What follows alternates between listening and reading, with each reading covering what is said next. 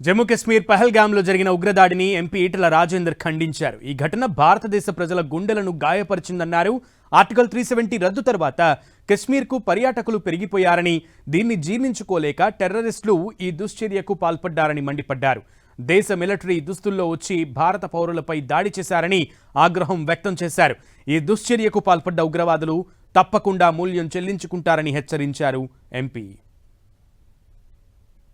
ప్రపంచంలో అతి సుందరమైన గొప్ప ప్రకృతి సంపదతో తొలుతూగేటువంటి ప్రాంతంలో భారతదేశ వ్యాప్తంగా ఇప్పుడిప్పుడే అక్కడ టూరిస్టులు పోవడం, అక్కడ భారత ప్రజానికం గర్వపడడం చూస్తూ ఉంటే దాన్ని ఓర్చుకోలేని టెర్రరిస్టులు, దేశ విద్రోహులు ఇవాళ అక్కడ రక్తపాతాన్ని చెందించిండ్రు.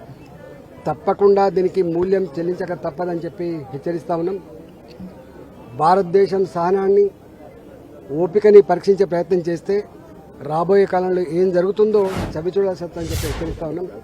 దొంగచాటుగా